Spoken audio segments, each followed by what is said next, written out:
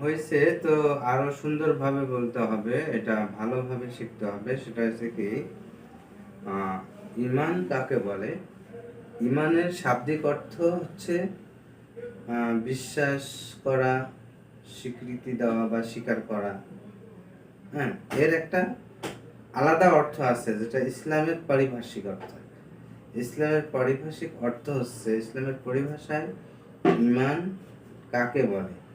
6টা জিনিসের উপর অন্তর থেকে বিশ্বাস রাখাকেই ঈমান বলে। 1 নাম্বার, আল্লাহ তাআলার উপর ঈমান রাখা, বিশ্বাস রাখা। 2 নাম্বার, তার ফেরেশতাগণের উপর, মালায়েকা অর্থাৎ ফেরেশতাগণের উপর বিশ্বাস রাখা।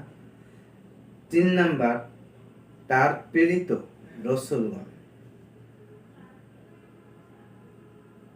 তার প্রেরিত রাসূল, নবী রাসূলদের প্রতি বিশ্বাস রাখা। 4 নাম্বার, আসমানি কিতাব সমূহের উপর বিশ্বাস রাখা।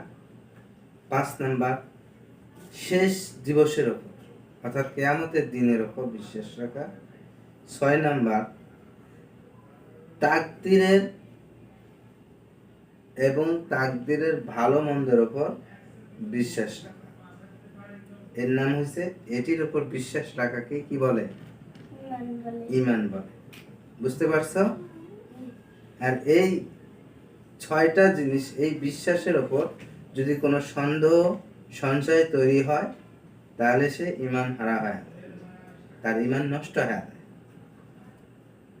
এর ভিত্তিতে এগুলো জিনিসের উপর সন্দেহ সংশয় করা যাবে না। ঠিক আছে? ভালো করে মনে রাখবা, ঠিক আছে?